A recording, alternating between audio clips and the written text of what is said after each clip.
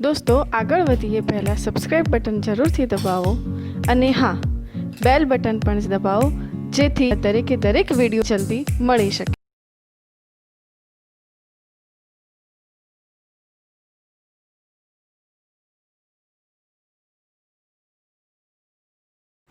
विद्यार्थी मित्रों, स्वाध्यायનો દાખલા નંબર 9.18 જોઈએ। जो 9.18 में ए बी सी અને डी 4 प्रश्नों आपेला है। આપણે 1 बाय 1 सॉल्व करता जाइए। એટલે હવે પહેલા प्रश्न नंबर ए सॉल्व करिए। जो प्रश्न नंबर ए में આપણને શું કહે છે કે તમે એવું ભણી ગયા છો કે સમતલ અને બહિર્ગોળ અરીસાનો વસ્તુનું આભાસી પ્રતિબિંબ આપે છે। શું તેઓ દ્વારા અમુક પરિસ્થિતિમાં સાચું પ્રતિબિંબ મેળવી શકાય? સમજાવો। તમે અરીસા વિશે સમજી ગયા છો કે અરીસો હંમેશા આભાસી પ્રતિબિંબ આપે છે, પણ શું એના દ્વારા સાચું પ્રતિબિંબ મેળવી શકાય? હવે મિત્રો, અરીસાના સંદર્ભમાં તમે જાણો છો કે અરીસો હોય તો અરીસાના સામે જ્યારે તમે ઊભા હો તો અંદરની તરફ બતાવે છે, પરંતુ અરીસા પર જો અભિસારી એટલે કે કન્વર્જિંગ કિરણો આપાત કરવામાં આવે।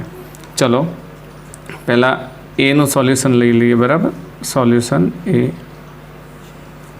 તો આના માટે આપણે જ્યારે અભિસારી કિરણો લઈએ, અભિસારી કિરણો એટલે સમજીએ કઈ રીતના કિરણો હશે। તો ધારો કે અરીસો છે, આ અરીસો છે, આ સમતલ અરીસો છે। ઓકે, સમતલ અરીસો છે। આપણે અહીંયા એક અક્ષ બનાવી દઈએ। તો આ અક્ષ છે।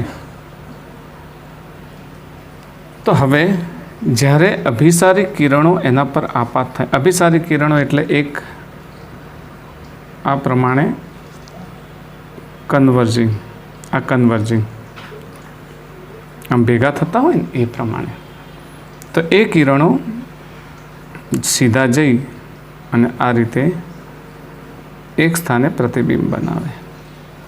આ વાસ્તવમાં આપણું આભાસી પ્રતિબિંબ છે। તમે જાણો છો ને, અરીસામાં આ પ્રમાણે બને છે। પણ જો આ આભાસી વસ્તુ તરીકે વર્તે, આભાસી વસ્તુ તરીકે, તો એના દ્વારા પરાવર્તન પામેલા, અરીસા દ્વારા પરાવર્તન પામેલા કિરણો આ જગ્યાએ મળે આપણને, આ જગ્યાએ। અને આ જે છે ઓ ડેશ લઈએ તો એ આપણને વાસ્તવિક પ્રતિબિંબ મળશે। જો અરીસા દ્વારા વાસ્તવિક પ્રતિબિંબ આ રીતે મળી શકે।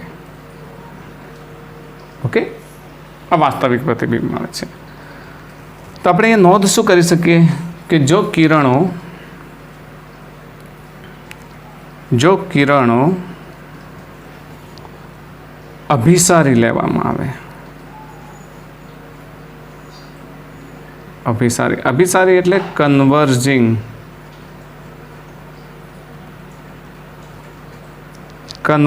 લેવામાં આવે, આ આપણે સમતલ અરીસા માટે લખીએ છીએ, સમતલ અરીસા માટે। તો કિરણો કન્વર્જિંગ લેવામાં આવે તો વાસ્તવિક પ્રતિબિંબ શક્ય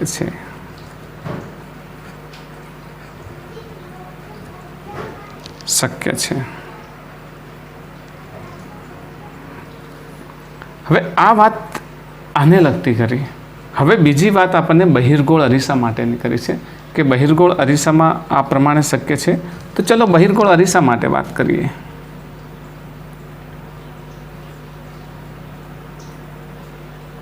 બહિર્ગોળ અરીસા માટે, જો બહિર્ગોળ અરીસા માટે આપણે સામાન્ય રીતે આપણું જે નોલેજ છે, નોલેજને થોડુંક રિફ્રેશ કરીએ કે ધારો કે આ પ્રમાણે બહિર્ગોળ અરીસો છે। તો બહિર્ગોળ અરીસામાં ધારો કે એની અક્ષ છે, તો આમાં આપણે જાણીએ છીએ કે જો કોઈ એવું કિરણ આપાત કરવામાં આવે કે જે આમ જો સીધું રિટ્રેક્ટ થાય અને એના એફ પર આપાત થાય, આ ધારો કે એની ધ્રુવ છે, એફ પર આપાત થાય તો એ હંમેશા કેવું થઈ જાય?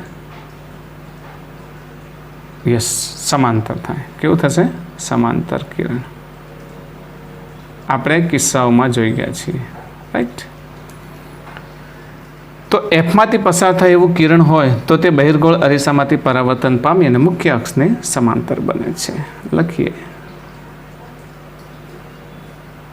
એફમાંથી પસાર, આ કિસ્સો પણ આપણે સમજી ગયા છીએ.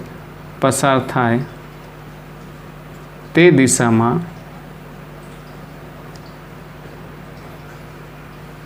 કિરણ આપાત કરતા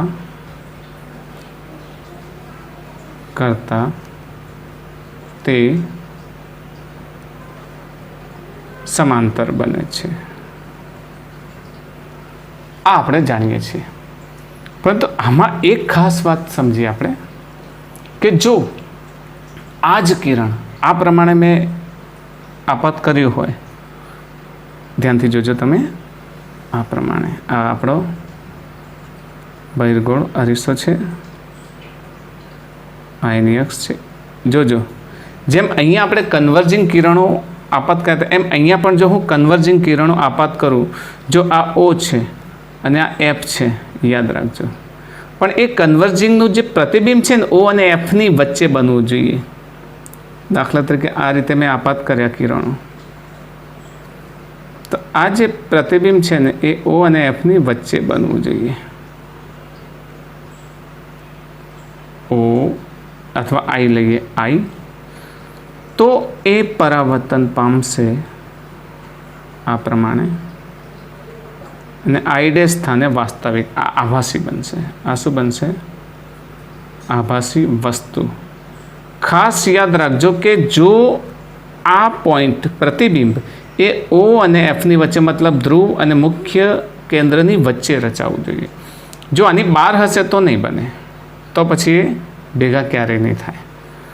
તો આ પ્રમાણે જો આપાત કિરણ, આપણે નોંધ લખી શકીએ, જો આપાત કિરણ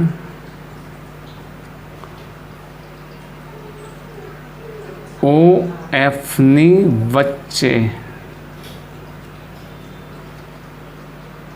પ્રતિબિંબ બનાવે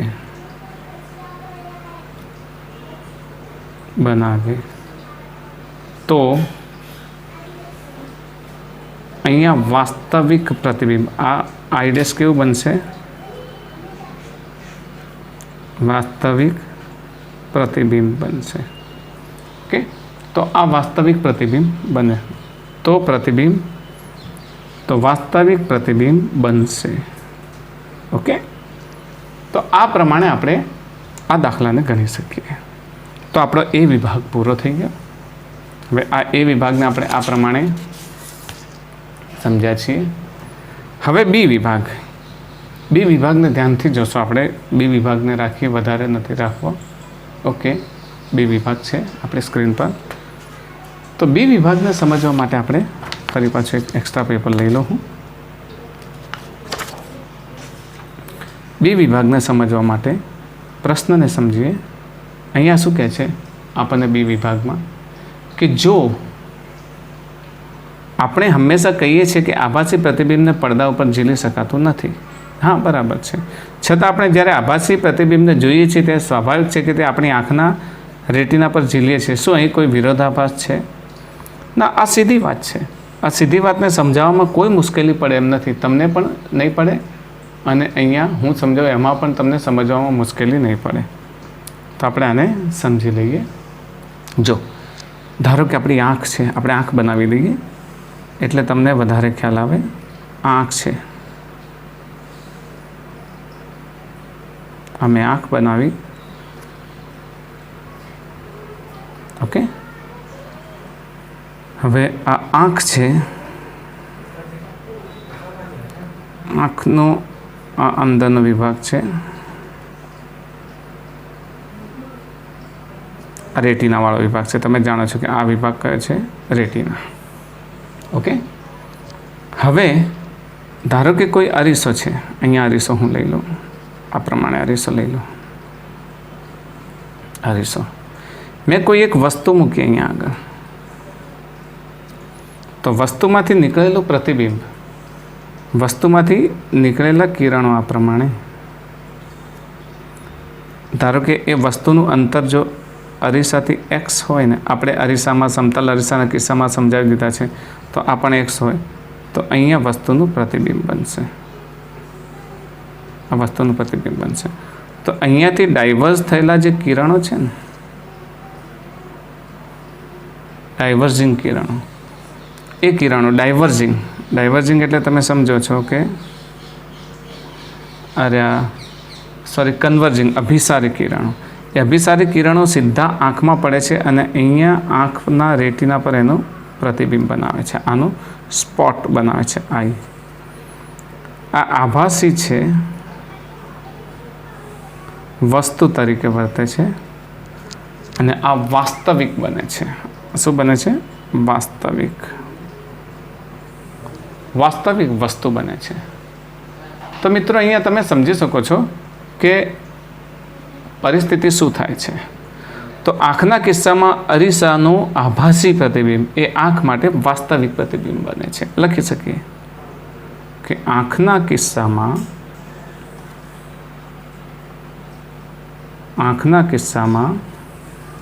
અરીસાનું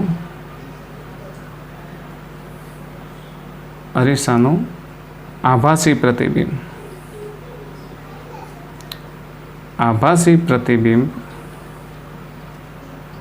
આંખ માટે વાસ્તવિક વસ્તુ તરીકે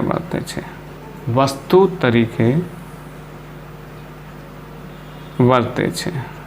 ઓકે. બીજું, આમ પડદા પર વાસ્તવિક પ્રતિબિંબ મળે છે.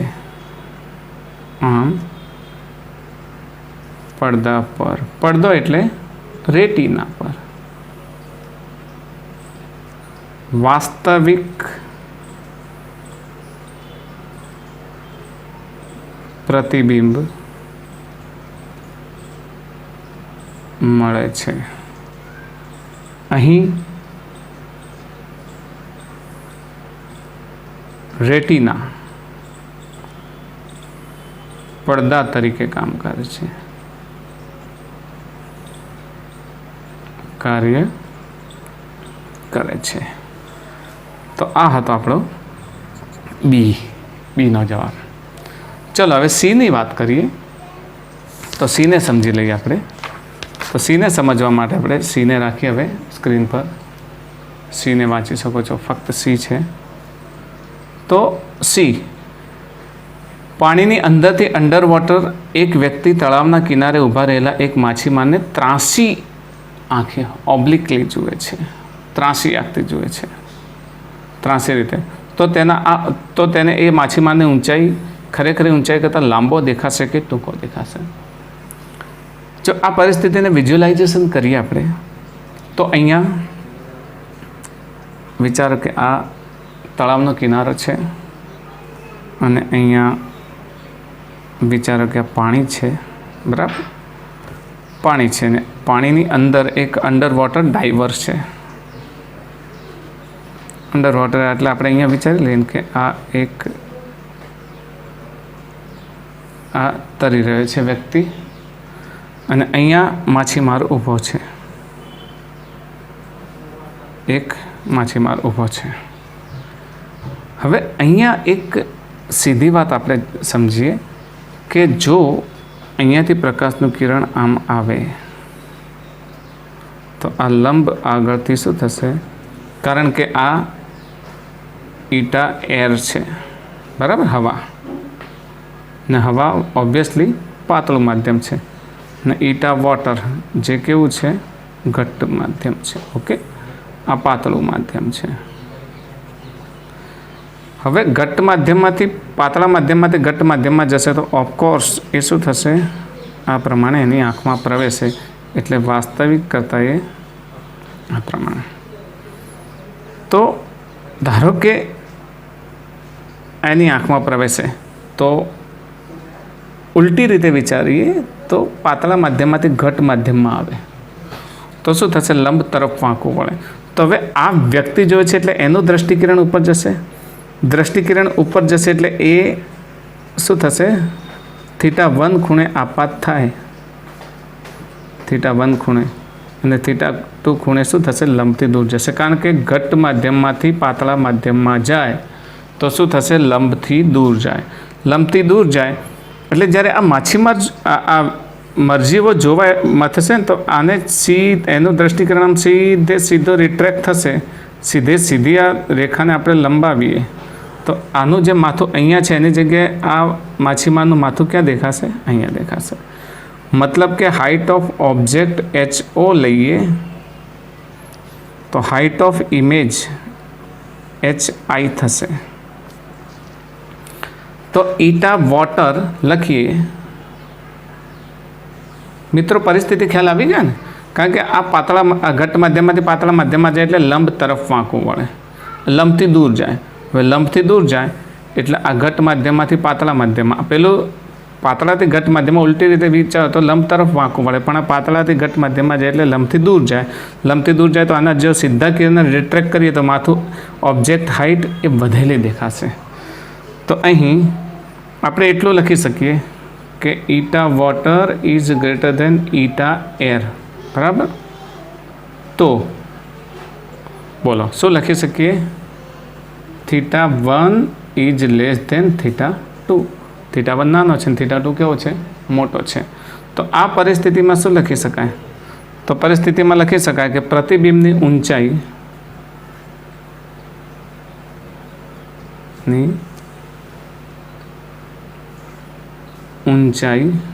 વધેલી જણાય છે. વધેલી જણાય છે. આમ માછીમાર તેની ખરેખર ઊંચાઈ કરતાં વધારે ઊંચો લાગે છે. ઓકે, તેની ખરેખર ઊંચાઈ કરતાં વધારે ઊંચો લાગે છે. તો આ થયો આપણો સીનો જવાબ. હજુ આપણને ડી પ્રશ્ન પણ પૂછ્યો છે. તો ડી પ્રશ્ન આપણને શું પૂછ્યો છે સમજી લઈએ. ડી પ્રશ્નને હવે આપણે ઉપર રાખીએ હાઇલાઇટમાં. તો ડી પ્રશ્ન આપણને એવો પૂછ્યો છે, યસ ડી, અહીંયાથી તમને ડી વંચાતો હશે. હા, ડી હવે તમને વંચાય છે. ઓકે, શું કહે છે? જો ત્રાંસી ઊંચાઈ દિશામાં જોવામાં આવે તો પાણીની ટાંકીની આભાસી ઊંડાઈ બદલાશે. જો હા તો આભાસી ઊંડાઈ વધારે હશે કે ઓછી? આ એકદમ સિમ્પલ પ્રશ્ન છે. આને આપણે આમાં વક્રી ભવનમાં ઘણી બધી રીતે શીખી ગયા છીએ. છતાંય જો તમારે સમજવું હોય તો હું તમને બહુ સરસ રીતે ને સરળ રીતે સમજાવી દઉં. ધારો કે આ ટાંકી છે, પાણી ભરેલી ટાંકી છે. ઓકે, એમાં પાણી ભરેલું છે. ધારો કે આ પાણી ભરેલું છે. હવે પાણી ભરેલી ટાંકીમાં જ્યારે અહીંયા ધારો કે કોઈ વસ્તુ રાખેલી છે, ઓબ્જેક્ટ છે, ને બિલકુલ ઉપરથી જોવામાં આવે આ લંબ દિશામાંથી, આંખ દ્વારા આપણે જોઈએ છીએ. તો આ આંખ બનાવી દઉં હું. ઓકે, આંખ દ્વારા જોઈએ છે. તો ઓબ્જેક્ટ અહીંયા છે, એના બદલે આપણને એનો ઇમેજ ક્યાં દેખાશે? અહીંયા દેખાશે. તો અહીંયાથી જે ઊંડાઈ છે એ ઊંડાઈને આપણે HI, આ હોરિઝોન્ટલ છે, લંબ દિશામાંથી છે.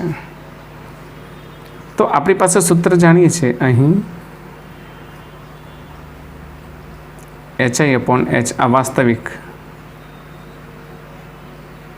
HI/H, eta air divided by eta water.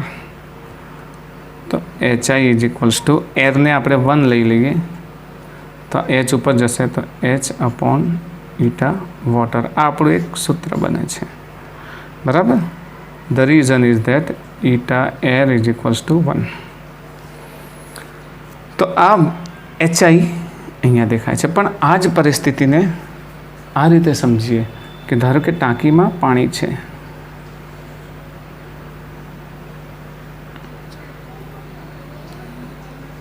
ટાંકીમાં પાણી છે અને વસ્તુ લંબ છે, લંબ દિશા છે, પણ આપણે અહીંયાથી જોઈએ છીએ. ધારો કે આંખમાંથી આવતા પ્રકાશના કિરણો એક અહીંયા ને એક અહીંયા વિચારી લો. તે બંને જ્યાં ભેગા થાય છે આમ સીધી રીતે દેખીએ તો આપણને અહીંયા દેખાય છે આ, પણ પરાવર્તન પામી અને વસ્તુ અહીંયા હોય છે. ઓબ્જેક્ટ અહીંયા છે, ઇમેજ અહીંયા છે. ઓકે, ઇમેજ અહીંયા છે. તો હવે અહીંયા ધારો કે અહીંયાથી આંખથી જુઓ છો તમે, તો આ જે હાઈટ છે આ HI ડેશ, અહીંયાથી ઊંચું વધારે હશે, આ હાઈટ વધારે હશે, એટલે આ ઓછો લાગે છે. ઓકે, તો આપણે કહી શકીએ કે HI આ વધારે છે કારણ કે નીચું દેખાય છે ને આ ઊંચું દેખાય છે. તો HI is greater than HI dash. તો લખી શકીએ આપણે કે વસ્તુ ફરીથી જો ત્રાસી દિશામાં જોવા તો ટાંકીની આભાસી ઊંડાઈ બદલાશે. જો હા તો આભાસી ઊંડાઈ વધારે હશે કે ઓછી. લખીશું કે અહીં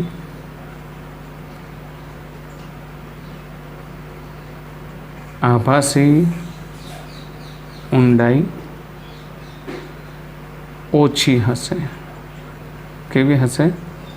ઓછી હશે. તો આ HI ડેશ નાનું છે HI કરતાં.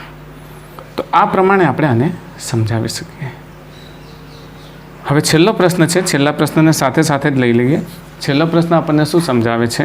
જો કે સાદા કાચ કરતાં હીરાનો વક્રી ભવનાંક ઘણો મોટો હોય તો આ હકીકત હીરા ઘસોને કઈ રીતે ઉપયોગી છે? તો સમજી લઈએ આપણે અહીંયા આગળ કે સાદા કાચ કરતાં હીરાનો વક્રી ભવનાંક ઘણો મોટો હોય.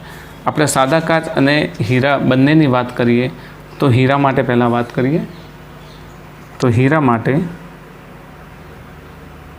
ડાયમંડ માટે ઈટા કેટલો થાય છે ખબર છે ને તમને? 2.42. હવે આવા સંદર્ભમાં θc ક્રાંતિકોણ શોધવો છે. આપણી પાસે સૂત્ર છે, યાદ છે ને થિયરી લેક્ચરમાં, સાઇન ઇન્વર્સ 1/η. ચલો આ ગણતરી આપણે કરવા જઈએ તો જાણીએ છીએ કે સાઇન ઇન્વર્સ 1/2.42. બેઝિક થિયરી વિડીયોમાં મેં આ સમજાવી દીધું છે. એટલે θc જો આપણે મેળવીએ તો સીધે સીધો આપણને કેટલો મળે છે? 24 ડિગ્રી. હવે 24 ડિગ્રીમાં પરિસ્થિતિ શું થાય કે જે ડાયમંડ છે ને એ ડાયમંડને હીરા ઘસો આરામથી પહેલ પાડી શકે છે. આ પ્રમાણે આરામથી આ પ્રમાણે એવા પહેલ પાડી શકે કે જેથી આ હીરા ઘસો જ્યારે એને પહેલ પાડવા બેસે ને તેમની પાસે એક વિશાળ રેન્જ બની જાય ડાયમંડની. આ ડાયમંડ છે. ઓકે, ડાયમંડમાં વિશાળ રેન્જ બની જાય. તો આટલા નાના ક્રાંતિકોણ માટે લખી શકીએ આટલા નાના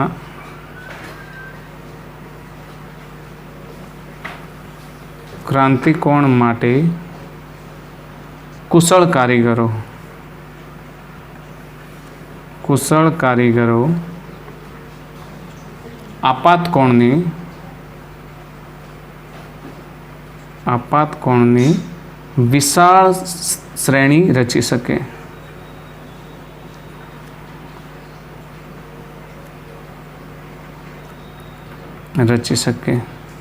જેથી પ્રકાશનું કિરણ અનેક વખત પરાવર્તન